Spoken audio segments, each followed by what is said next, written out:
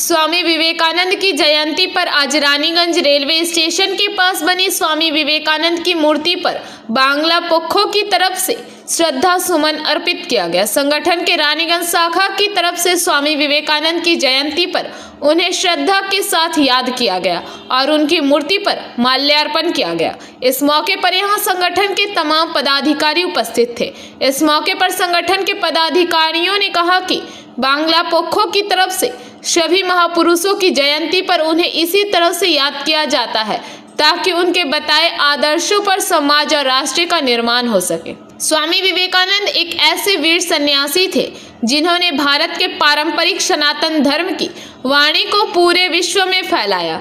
जिस तरह से अतीश दीपंकर ने तिब्बत में महायान धर्म का प्रसार किया था, ठीक उसी तरह से स्वामी विवेकानंद ने भी अमेरिका में सनातन धर्म के बारे में अपना वक्तव्य रखा था, जिससे पूरे विश्व को सनातन धर्म के बारे में सही जानकारी मिली थी और विश्व ने भारत को एक दूसरी नज़रों से देखना शुरू किया था। विशेष করে প্রতিটি মনীষীর জন্মদিন আমরা এই বাংলার মাটিতে পালন করব বলে ব্রত আমরা এর আগেও করেছি। আজকে আমরা বিবেকানন্দের জন্মদিনে আজ তার প্রতিকৃতিতে মাল্যদান করে নিজেদের অনেক গর্ববোধ করলাম।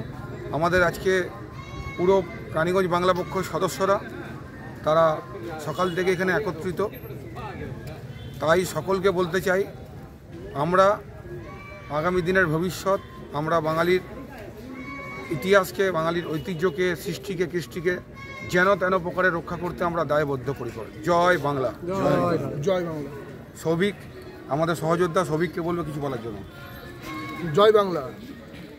বীর সন্ন্যাসী বিবেকের বাণী ছুটিছে জগৎময়, বাঙালির ছেলে ব্যাঘ্রে হিসাবে ঘটাবে সমন্বয়। ছন্দের জাদুকর সত্যেন্দ্রনাথ দত্ত যে মানুষটি সম্বন্ধে এই কথাটি বলেছিলেন, তিনি সেই সিমলাপল্লীতে জন্মানো বিলে, অর্থাৎ আমাদের বাঙালি জাতির এক পুরোধা স্বামী বিবেকানন্দ। আমরা বাংলা পক্ষ ভারতে বাঙালির অধিকার আদায়ের জাতীয় সংগঠন। আমরা বিবেকানন্দর কর্মযোগে বিশ্বাসী। আমাদের কাছে অতীশ দীপঙ্কর শিখ জ্ঞান, তিনি এককালে তিব্বতে গিয়ে মহাযান ধর্মের প্রসার ঘটিয়েছিলেন।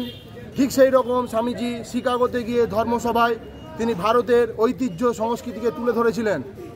স্বামীজির গুরুত্ব আমাদের কাছে কীরকম? স্বামীজি সেই কর্মযোগী যা আমাদের সংগঠনের যে মূল বক্তব্য। স্বামীজি বলেছিলেন, একজন পুরুষের, একজন কর্মীর যথার্থ সংজ্ঞা হবে তিনি মহাসমুদ্রের ঢেউয়ের মধ্যে, রাষ্ট্র আন্দোলনের মধ্যেও তিনি নিজেকে এক গুহার ন্যায় স্নিগ্ধ শান্ত অনুভব করবেন। আবার যেখানে তিনি দেখতে পাবেন যে আশেপাশে নৈসর্গিক সৌন্দর্য, নদীর কলকালিনী, তার মধ্যেও দেখা যাবে তিনি প্রচণ্ড কর্মী।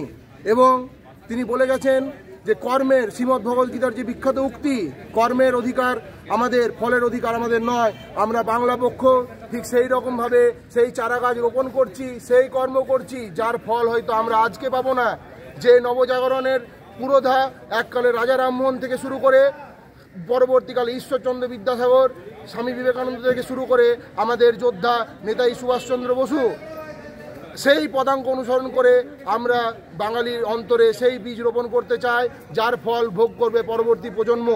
তাই আজকে আমরা এই সংগঠনের মধ্য দিয়ে আমরা পরবর্তী বার্তা জানাচ্ছি। আগামী 23শে জানুয়ারি আমাদের নেতাজি সুভাষচন্দ্র বসুর জন্মদিন এবং 26শে জানুয়ারি সাধারণতন্ত্র দিবস। হ্যাঁ, ঠিক শুনেছেন, সাধারণতন্ত্র দিবস উপলক্ষে 25 তারিখে রানীগঞ্জ বিধানসভার পক্ষ থেকে ক্যাপ্টেন ক্লাব স্কুল পাড়ায় আমরা এক বিশাল রক্তদান শিবির